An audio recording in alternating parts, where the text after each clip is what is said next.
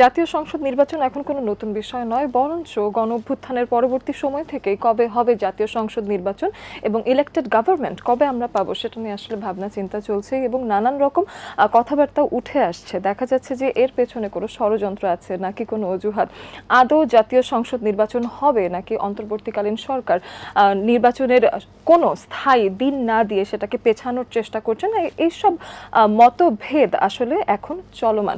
সেই কথাগুলো নিয়েই আসলে আমরা আজকে আলাপ করতে চাই। আপনাদের সবাইকে স্বাগত জানাচ্ছি SRS international BD presence turning পয়েন্টে, আপনাদের পছন্দের চ্যানেল এটিএন বাংলায়। আমি আছি অহনা তাসিম খান আপনাদের সাথে এবং আজকের বিষয় ষড়যন্ত্র আর অজুহাত, জাতীয় নির্বাচনের ভবিষ্যৎ কি। জাতীয় নির্বাচনের ভবিষ্যৎ নিয়ে আলাপ করতে চাই এবং আমাদের সাথে আমন্ত্রিত অতিথি যারা আছেন তাদের সাথে পরিচয় করিয়ে দিই আপনাকে। শুরুতেই আমাদের সাথে আছেন এম রশিদুজ্জামান মিল্লাত, তিনি কোষাধ্যক্ষ এবং সাবেক সংসদ সদস্য, বাংলাদেশ জাতীয়তাবাদী দল। অনেক অনেক স্বাগত জানাই। তার পাশেই আছেন মাসুদ কামাল, সিনিয়র সাংবাদিক। অনেক অনেক স্বাগত জানাই। ধন্যবাদ আপনাকে। শুরুতেই যেটা জানতে চাই যে অন্তর্বর্তীকালীন সরকার কিন্তু আগামী ফেব্রুয়ারির প্রথমার্ধে নির্বাচন হবার একটা দিন বলেছেন, কিন্তু আসলে সেই দিনটা কোনটা সেটা আমরা এখনো জানি না। সেক্ষেত্রে নির্বাচনী প্রচারণার যে একটা জোরে সোরে একটা শুরু হয়, প্রচারণা আশেপাশে দেখতে পারা যায়, তেমন কোনো প্রচারণাও হয়তো দেখতে পারা যাচ্ছে না। তো এই ব্যাপারে যে নির্বাচনটা হবে সেই ব্যাপারে স্যার আপনি আসলে কতটুকু আশাবাদী সেটা একটু জানতে চাই। ধন্যবাদ আপনাকে। দেখেন, নির্বাচনের তারিখ তো ঘোষণা হয়নি, বাট রোডম্যাপটা ঘোষণা হয়েছে। রোডম্যাপ ঘোষণার পর এটা ইনফ্যাক্ট জাতীয় নির্বাচনের জন্য ইসি মানে আপনার ইয়েটা ঘোষণা করবে, আপনার শিডিউলটা ঘোষণা করবে। সেই শিডিউলটা ঘোষণার পর যখন করবে তখন দিন ঘন্টা ঠিক করা হবে, এটা নিয়ম অ্যাকচুয়ালি। ওনারা বলেছেন যে ফেব্রুয়ারির প্রথমার্ধে ইলেকশন হবে 26-এ, এবং সেই হিসাবে তারা হয়তো শিডিউল ঘোষণা করবেন 60 days বিফোর দেন ইলেকশন।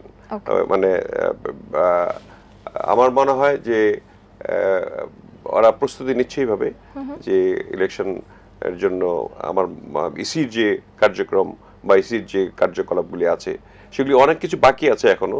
যদিও ধরেন এই যে প্রতীক নিয়ে কথাবার্তা বলা হচ্ছে, এনসিপি প্রতীক নিয়ে একটা হইচই করার চেষ্টা করছে, জামাত পিআর করছে, নানান কিছু নিয়ে একটা ঝামেলার মধ্যে তারা আছে। এখনো দৃশ্যমান হচ্ছে না যে কবে নাগাদ ডেটটা হবে। একটার পর একটা কিন্তু আসলে ইস্যু এসেই যাচ্ছে এবং প্রত্যেকটা জিনিস নিয়ে আলাদা আলাদা করে আলাপ করতে চাই। মাসুদ কামাল স্যার, আপনার কাছে এসে যেটা জানতে চাই যে আসলে নির্বাচনের রোডম্যাপ হওয়ার পরেও দেখা যাচ্ছে যে মানুষের ভেতর একটা অস্থিরতা চলছে এবং নির্বাচন নিয়ে বরাবরই দেখা যায় যে আসলে কি সুষ্ঠু নির্বাচন হবে কিনা, এই ভাবনাটা আসলে মানুষের ভেতর থেকেই যায়। তো সেই ভাবনা থেকে আপনি আসলে কি ভাবছেন?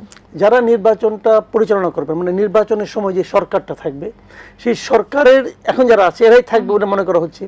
তো তাদের যে বিভিন্ন রকম কর্মকাণ্ড, একবার এক এক কথা, এক এক ধরনের কথা, এক এক দলের প্রতি তাদের এক এক ধরনের মনোভাব, এই যে বিষয়গুলো, এগুলো সাধারণ মানুষ ভালোভাবে নিচ্ছে না এবং নিচ্ছে না বলে, এবং তাদের যারা উপদেষ্টা তাদের মধ্যে এক ধরনের আকাঙ্ক্ষা দীর্ঘদিন থাকা যায় কিনা, এই আকাঙ্ক্ষার কারণে মানুষ মনে করতেছে তারা শেষ মুহূর্তেও একটা ঝামেলা পাকিয়ে হয়তো তাদের অবস্থানটাকে আরও দীর্ঘায়িত করতে চাইবে। এটা মানুষের ধারণা। আর মানুষের ধারণা হয়তো ঠিক না, হয়তো অমূলক, হয়তো আমার এটা চিন্তা করা ঠিক না, কিন্তু চিন্তা তো আসতেছে। এখন চিন্তা যখন আসতেছে, ওটা কিন্তু এক কান দুই কান হয়ে আপনার কেন আসছে, আমার কেন আসছে। আপনি যে আমি যদি পাল্টা প্রশ্ন করি, আপনার এরকম সন্দেহ হচ্ছে কেন? হচ্ছে এই কারণে যে মানুষের মানুষে বলাবলি করছে, এবং এই বলাবলিটা নতুন কিছু না। যত লোকের সঙ্গে দেখা হয় প্রথম প্রশ্নটা করে, ভাই নির্বাচন কি হবে? এটার প্রথম প্রশ্ন। সেকেন্ড কোশ্চেনটা কি, নির্বাচন কি ফেব্রুয়ারিতেই হবে?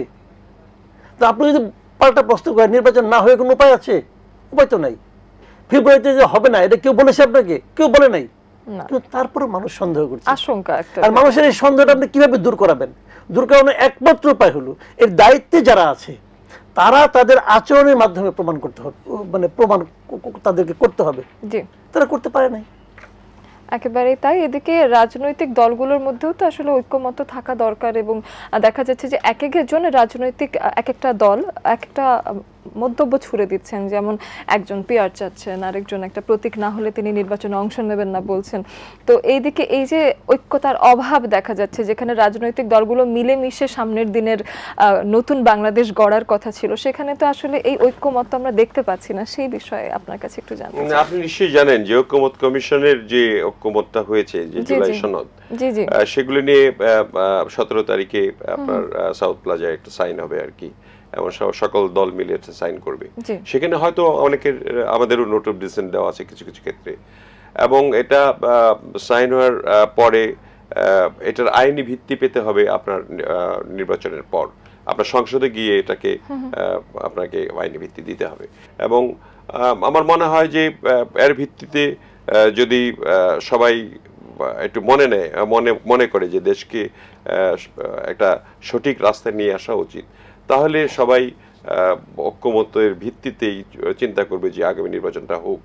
কিন্তু এখানে নির্বাচন নিয়ে যে কামাল ভাই যেটা বললেন যে মানে যে দাবি, গণতন্ত্রের মধ্যে ভিন্নমত থাকে, কিন্তু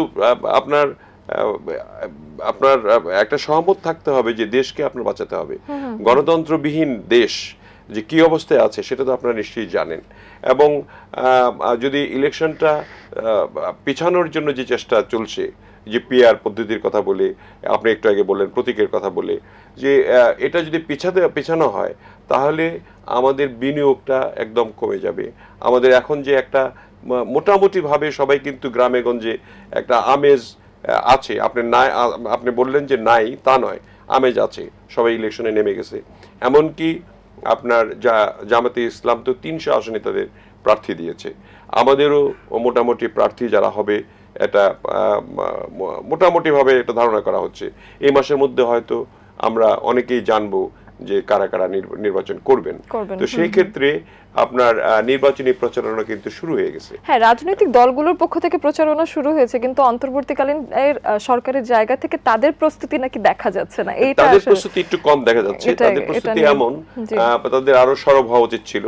তাদের আপনার নির্বাচন কমিশনকে তাদের সাপোর্ট যেগুলি দেওয়ার কথা, সেই সাপোর্টগুলি দৃশ্যমান হওয়া দরকার। সেই দৃশ্যমান সাপোর্টটা আমরা দেখছি না। এবং তলে তলে করতে পারে আপনার, আমি জানি না, কিন্তু দৃশ্যমান হওয়া উচিত। যেমন আপনার স্পাই ক্যামেরা কেনার কথা, সেগুলি একবার শুনলাম, সেগুলি নিয়ে একটু সরব যদি হতো যে কেনার প্রক্রিয়া চলছে, তারপরে ব্যালট ছাপানো কবে হবে, কবে নাগাদ শিডিউলটা ঘোষণা হবে, এগুলো নিয়ে যদি একটু লেখালেখি হতো বা সরকার থেকে যদি বলা হতো ইসিকে, তাহলে হয়তো এটা সরব মনে হতো আর কি। আমি জানি না, এখনো অনেক উপদেষ্টাদের সঙ্গে কথা হয়েছে, তারা অনেকেই বলেছে আমরা অ্যাডামেন্ট, আমরা ইলেকশন করব, আমরা ইলেকশন সুষ্ঠুভাবে করতে চাই এবং শ্রেষ্ঠ একটা ইলেকশন উপহার দিতে চাই। কিন্তু এর মধ্যে আমার কাছে সন্দেহ আছে, কিছু কিছু উপদেষ্টাগণ হয়তো তাদের কথাবার্তায় মনে হয় তারা এটা চান না। মানে এটা আমি স্পেসিফিক্যালি, আপনি যদি প্রমাণ চান আমি দিতে পারবো না, বাট তাদের কথায় বোঝা যায় যে তারা ইলেকশনটা পিছাইলে ভালো মনে হয় আর কি, এরকম একটা ভাব অনেকের মধ্যে রয়েছে। জনাব মাসুদ কামাল, আপনার কাছে এসে যেটা জানতে চাই যে এনসিপির পয়েন্ট অফ ভিউটা যদি একটু ডিসকাস করতে চাই, যে তারা আসলে শাপলা প্রতীকের বিষয়ে ভীষণ অনড়, এবং শাপলা তারা চানি, এবং এতটাই অনড় যে ওনারা নির্বাচনেই অংশ নেবেন না।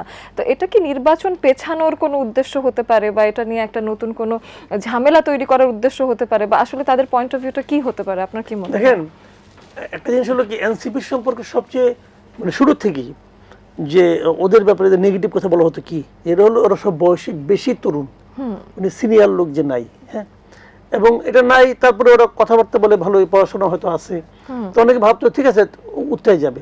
কিন্তু সিনিয়রিটির যে একটা ব্যাপার আছে, এটা এখন ওদের প্রতিটা কর্মকাণ্ডে প্রকাশিত হচ্ছে।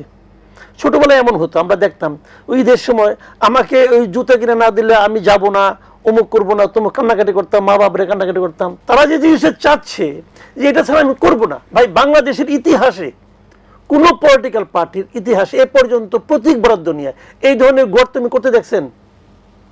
এটা হলো ছেলে মানুষই কাজ, ওরা যে আসলেই ছেলে মানুষ এটা হলো তার প্রমাণ। এটা হয় কখনো, ওরা একটা তালিকা দিছে, ওই তালিকার মধ্যে এটা দিতে হবে, না দিলে হবে না। কেন আপনি ইচ্ছা মতো দিবে? ইলেকশন কমিশন আপনি পারলে এটা নিয়ে কোর্টে যান না, তাদেরকে ইতোমধ্যে 50টা প্রতীক দেওয়া হয়েছে এবং এর মধ্যে বেছে নিতে বলা হয়েছে। না, আমি নেব না, আমি ওইটা চাই। তো ওটা তোমার কি পয়দা করে দিব? এগুলো কি জানেন, বললাম তো ছেলে মানুষের কাজ, এদের উপর রাগও করতে ইচ্ছা করে না, ছোট বাচ্চার উপর কি রাগ করুন। আপনারা দেখেন ওই যে এই শাপলা প্রতীক তো আপনার মান্না ভাই চেয়েছিল, তখন তো দেওয়া হয়নি। কারণ শাপলার একটা ব্যাপার আছে, এই জিনিসটা বোঝা হচ্ছে সবাইকে। মানে শাপলা প্রতীকটা হলো ধরেন প্রত্যেকটি সিম্বলিক একটা জাতীয় প্রতীক, যেমন আর্মিদের যদি মেজর র্যাঙ্কের শাপলা থাকে, তারপরে আপনার এসপিদের শাপলা, তারপরে বিভিন্ন র্যাঙ্কের যে অফিসারগুলি সেগুলির মানে ডিফেন্সে শাপলা প্রতীকগুলি থাকে, সিগনিফিকেন্ট দিক আছে। এবং শাপলায় সব জায়গায় আপনার এটা জাতীয় প্রতীক হিসাবে এটাকে নির্ধারণ করা হয়েছে, যাতে করে এটা প্রত্যেকের কাছেই আপনার থাকে আর কি। তো ওরা শাপলাটা চাচ্ছে যে সবার পকেটে পকেটে বা ঘাড়ে ঘাড়ে থাকবে, শোল্ডারের মধ্যে শাপলা প্রতীক আছে, সবাই হয়তো শাপলা নিবে আর কি, মানে শাপলার মানুষ এরকম একটা পোলাপানের যে ওই যে তাদের মনে কি আছে তাদের ব্যাপার, ওটা আমার মাথা ব্যথা নাই। কিন্তু আপনি যেটা তালিকায় নাই ওটা জন্য তো আপনি গড়তেমি করতে পারেন না, এটা কি পারেন আপনি গড়তেমি করতে? অন্য কোনো পলিটিক্যাল পার্টি এ পর্যন্ত করছে এই কাজটা? ইনফ্যাক্ট তো নির্বাচনের পথ খোলা রেখে একটা করা উচিত আর কি। আর এর সঙ্গে বলেন তো, আমি আর একটা কথা বলি, যখন কোনো পলিটিক্যাল পার্টি কোনো একটা দাবি করে, একটা দাবিতে মাঠে নামে, আমি তো কোনো পলিটিক্যাল পার্টি করি না, আমি তো সাধারণ মানুষ, আমি কি চিন্তা করব? এই যে লোকটা রাস্তা বন্ধ করে একটা মিটিং করতেছে, এতে আমার লাভ কি? আমার বেসিক কোশ্চেনটা কিন্তু এখানে, ওটা বিএনপি হোক, আওয়ামী লীগ হোক, জামাত হোক, যেই হোক, তারা রাস্তায় একটা মিটিং করতেছে, তাদের একটা দাবি আছে, থাকতেই পারে। আমার বিবেচনা হলো এতে আমার কি লাভ? আমার কি লাভ? আমার কোনো লাভ নাই, অতএব আমি এটার পক্ষে না। তুমি আমার এবার ডিস্টার্ব করতেছো, আলোচনা ক্লিয়ার।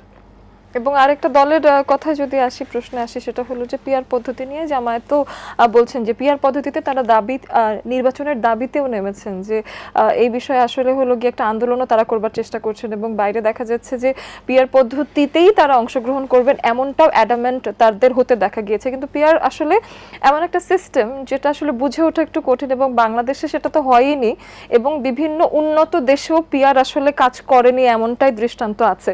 তো সেই ক্ষেত্রে বাংলাদেশের মতো উন্নয়নশীল দেশে, যেখানে আমরা একটা ট্রানজিশনের মধ্য দিয়ে যাচ্ছি, সেই সময় পিআর আসলে এফেক্টিভ হবে কিনা, বা জামায়াতের এই পিআর চাওয়ার বিষয়টা কতটুকু যৌক্তিক বলে আপনি মনে করছেন? এই জন্য তারা কিন্তু 300 আসনের প্রার্থীও দিয়ে তারা নির্বাচনী প্রচারণা চালাচ্ছেন। জি, তারা জানে পিআরটা এই দেশের জন্য প্রযোজ্য না, আর পিআরটা হতে গেলেও আপনার তো এটার একটা কথা আছে, এফপিটিপি, মানে আপনার হলো ফার্স্ট পাস্ট দ্য পোস্ট। তার মানে আগের যেটা আছে এটাকে করতে হবে, তারপরে আপনার গিয়ে যদি অন্য কিছু করতে চান, আপনার সংসদে পিআর পদ্ধতি যদি আনতে চান, সংসদে আনতে হবে, এনে এটাকে সংসদে পাশ করতে হবে, সংবিধানে অন্তর্ভুক্ত করতে হবে, করে তারপরে আপনি পিআরে যেতে পারবেন। এখন কোনো মানে যুক্তিই নাই পিআর করার। আর পিআর দিয়ে তো আপনার আমাদের দেশে সাধারণ মানুষরা পিআর তো বুঝেই না, অনেক দল যারা পিআর করছে তারাও কিন্তু বুঝে না।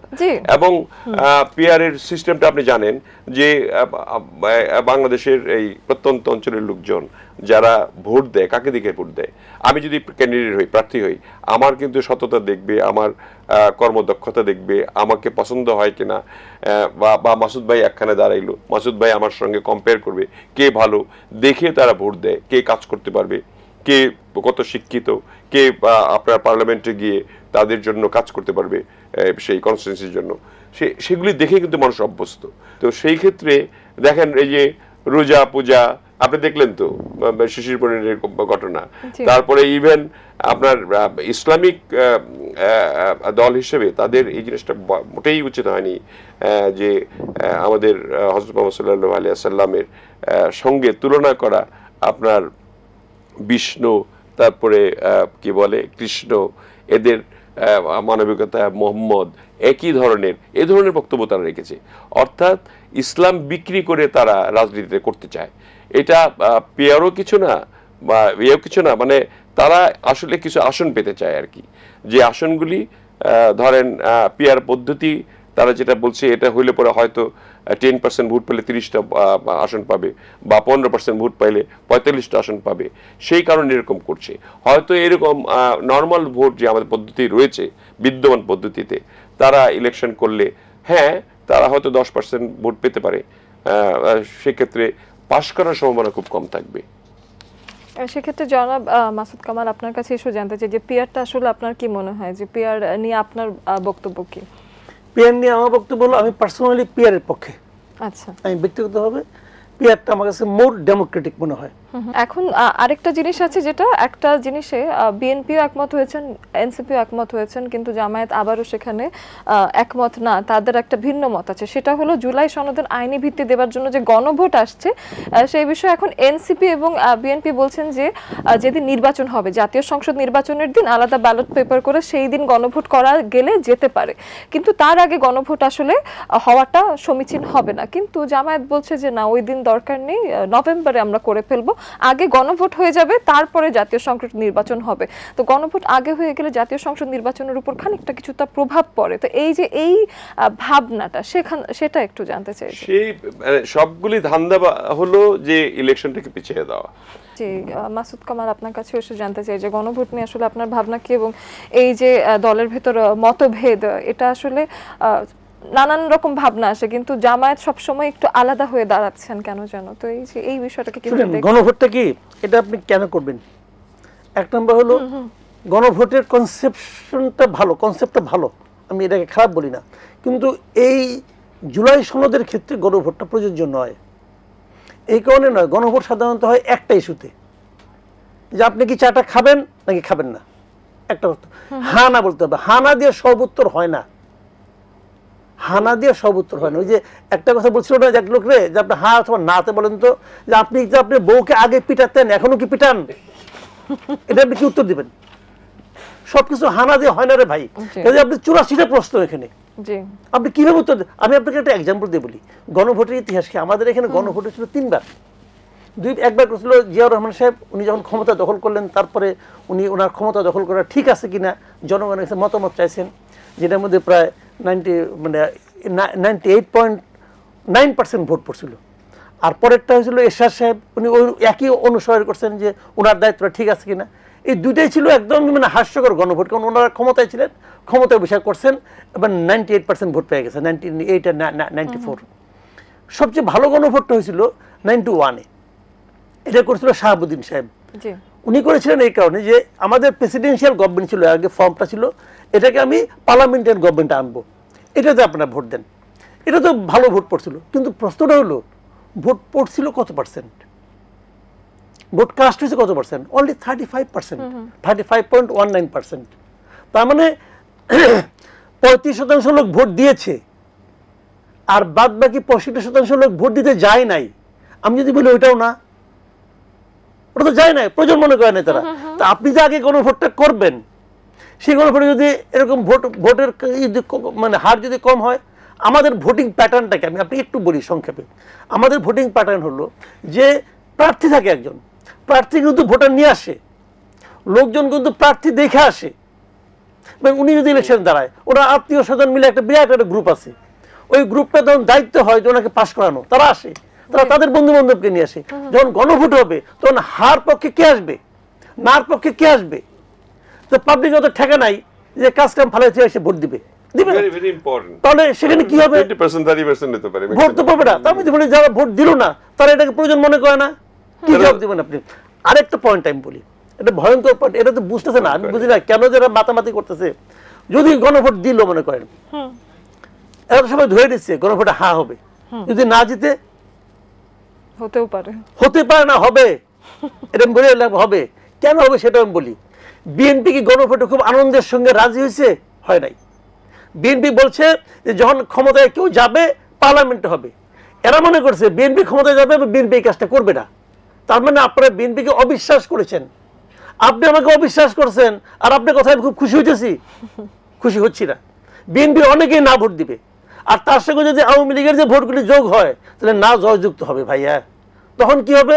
তখন এই জুলাই আন্দোলনে এতদিনের যে সংস্কার আন্দোলন, ওই যে বসে বসে 5 স্টার হোটেলে খাবার খাইছে, ওইগুলি সব ভেস্তে যাবে। সেখানে ওনার ইন্টারভিউর পরে আসলে দেশের উপরে বা এখনকার সার্বিক পরিস্থিতিতে কোনো পরিবর্তন বা কোনো ভাবনার পরিবর্তন, বা আপনি কি ভাবছেন সেই ইন্টারভিউটা নিয়ে, সেটা শুনতে চান। ইন্টারভিউটি তো আপনার সমাদৃত হয়েছে সর্বক্ষেত্রে, সবাই, আপনারা সবাই যারা ইন্টারভিউ দেখেছেন, অনেকেই অনেক আমি বলবো যে যারা তাকে চিনতেন না, জানতেন না ভালো করে, অনেক নিজেদেরকে সিনিয়র সিটিজেন মনে করে অনেকে হয়তো ওনাকে এখনো অনেক জুনিয়র ভাবতেন, বা দেশ পরিচালনা করতে পারবেন কিনা এই ধরনের অনেক দ্বন্দ্ব, দ্বিধা অনেকের মধ্যে, যদিও অল্প সংখ্যক কিন্তু এদের মধ্যে ছিল। কিন্তু তার যে পরিপক্কতা এই আপনার ইন্টারভিউয়ের মাধ্যমে যিনি প্রকাশ করলেন, তাতে করে কিন্তু এরাও নিশ্চিত হয়েছে এরকম একটা রাজনীতিবিদ আমাদের নেতা হওয়া দরকার, এবং যে নেতাটা বাংলাদেশ সুন্দরভাবে পরিচালনা করতে পারবে। সেখানে কি মার্জিত কথাগুলি ছিল দেখেন, তার সকল বিষয়ে কিন্তু বর্ণনা করেছেন। যে প্রশ্নগুলি করা হয়েছে তার উত্তরগুলি সাবলীলভাবে এবং সুন্দরভাবে অ্যাগ্রেসিভ না হয়ে, এবং দেশের কিভাবে উনি পরিচালনা করবেন সেগুলির ইঙ্গিতও কিন্তু দিয়েছেন। কাজেই আমি মনে করি যে এই ইন্টারভিউর মাধ্যমে একটা আমরা যে জাতি যে একটা পরিপক্ক নেতা, দেশের জন্য যিনি ভালো হবেন এরকম একটা নেতা পেতে যাচ্ছেন বলে আমাদের এরকম ধারণা হয়েছে। এবং এই ইন্টারভিউয়ের পরে বিশেষ করে আমাদের দলের তো কিছু কিছু খারাপ দিক ছিল, মানে এই 5ই আগস্টের পরে, যেমন চাঁদাবাজি। উনিও বলেছেন অনেকবার, আমাদেরকে বকা দিয়েছেন যে চাঁদাবাজি হচ্ছে, এই হচ্ছে, আপনারা বন্ধ করেন না কেন। সেগুলি তো একটা বৃহৎ দল, ধরেন এখন তো প্রায় 60-70% লোক এই বিএনপির পক্ষে কথা বলে। আমরা গ্রাম অঞ্চলে যেটা দেখি, আরবান এরিয়া একটু অন্যরকম, কিন্তু প্রত্যন্ত এরিয়াগুলিতে কিন্তু বিএনপি, ধানের শীষ এই নিয়ে সবাই একদম ব্যস্ত আর কি। তারা জিয়া রহমানের আদর্শে বিশ্বাস করে, এবং তারেক রহমানের এই ইন্টারভিউয়ের পরে এই যে ছোটখাটো চাঁদাবাজি বা আপনার ধরেন হাট বাজার ডাক করা, করা, এগুলি কিন্তু বন্ধ হয়ে গেছে। আপনি দেখেন ওই ইন্টারভিউর পরে এখন পরিসংখ্যান নেন, একদম সারা বাংলাদেশ মোটামুটিভাবে শান্ত। আর বলতে পারবে না যে এই যে ক্ষুদ্র ক্ষুদ্র কিছু গোষ্ঠী যেগুলা করতো এবং আমাদের নাম ভাঙিয়ে যারা করতো তারাও সাহস পাচ্ছে না। নির্দিষ্ট সময়ে যদি আসলে দেশে নির্বাচন না হয় তাহলে দেশের সার্বিক পরিস্থিতি কোন দিকে যেতে পারে সেই আশঙ্কাটা আসলে জানতে চাই। ইন্টারভিউ প্রসঙ্গের পরে বলি, আগে আমি এই শেষ প্রশ্নটা একটা লাইনে জবাব দিই। মিশ্র প্রতিক্রিয়া এরকম, ইন্টারভিউতে দুইটা পার্ট থাকে, একজন বলেন একজন বলান। ঠিক তার এই ইন্টারভিউর সঙ্গে আমি সঙ্গে সঙ্গে কম্পেয়ার করছি। 7 দিন আগে একটা ইন্টারভিউ হয়েছে, ডক্টর ইউনূসকে প্রশ্ন করেছিল মেহেদী হাসান আমেরিকাতে, আমি ওটার সঙ্গে কম্পেয়ার করছি। তো কম্পেয়ার করে দেখছি যে ওটার মধ্যে যারা ইন্টারভিউ নিলেন, ওটার মধ্যে যিনি নিলেন, এটার মধ্যে যারা নিলেন, দুজন নিয়েছেন, তার মধ্যে আমি একটা পার্থক্য পেয়েছি। তো ওই ভদ্রলোকের মনে হয়েছে যাকে উনি প্রশ্ন করতেছেন তাকে ওনার মানে ছাড় দেওয়ার কিছু নাই, এরকম মনে হয়েছে। এদেরকে মনে হয়েছে এটা মনে হয় একটু তৈলাক্ত ইন্টারভিউ ছিল। এটা হলো একটা বিষয়। ইন্টারভিউ নিয়েছেন তাদের আপনার প্রশ্ন ধরন এবং প্রশ্নের মানে এগুলো আমার অতটা পছন্দ। আমি নিজেও সাংবাদিক ছিলাম তো, এবং বহু ইন্টারভিউ আমি জীবনে করেছি। তখন আমার ওই যখন আমি চাকরি করতাম তখন আমার বন্ধুরা বলতো ইন্টারভিউ হলো 2 ধরনের, আমিও বলতাম, এক হলো তেলমূলক, এক হলো বাসমূলক। তো এরকম মনে হয়েছে আমাকে, সেটা এই একটা দিকটা ইন্টারভিউর দিকটা। আর যিনি জবাব দিয়েছেন তার ব্যাপারে আমি বলি, তারেক রহমান সাহেবের অনেকদিন ধরে এখান থেকে দেশে যাওয়ার আগ পর্যন্ত এক ধরনের ইমেজ ছিল, যাওয়ার পরেও অনেকদিন ওই ইমেজটা উনি ধারণ করেছেন। তারপরে আপনার কিছু গত 2-3 বছরে ওনার ইমেজটা চেঞ্জ হয়ে গেছে। উনি প্রমাণ করেছেন ওনার মধ্যে কিছু ইতিবাচক পরিবর্তন হয়েছে। সেই ইতিবাচক পরিবর্তনটা অনেকে মনে করতো যে বিভিন্ন সময় হয়তো প্রিপারেশন নিয়ে এসে বলেন, জানেন কি বলবেন, ওনাকে তো কেউ প্রশ্ন করে না, জানেন কি বলবেন, কাজে বলছেন, হয়তো সেটা লিখিত অথবা অন্য কিছু। কিন্তু ইন্টারভিউটা তো লিখিত না, এটা এরা প্রশ্ন করছে, উনি একদম মানে বই দেখে তার উত্তর দেয় নাই, বুঝাই গেছে দিকে। এবং এটাতে উনি প্রমাণ করেছেন যে না, ওই যে পরিবর্তনটা আপনারা দেখেছেন সেটা মেকি পরিবর্তন না, ওটা আসল পরিবর্তন। এটা দেখে আমি খুবই মুগ্ধ। এবং আমার কাছে মনে হয়েছে বাংলাদেশে এর আগে রাষ্ট্রনায়ক উচিত ইন্টারভিউ এত ভালো কেউ দিতে পারে নাই, কেউ না, হাসিনাও না এবং ডক্টর ইউনূসও না। ডক্টর ইউনূসের ইন্টারভিউ কিন্তু আওলা জাওলা হয়।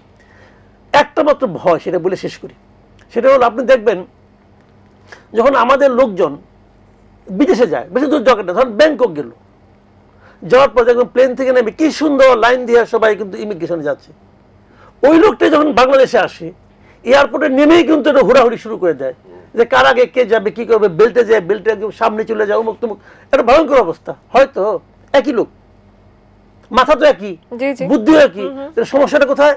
সমস্যা হচ্ছে পরিবেশে।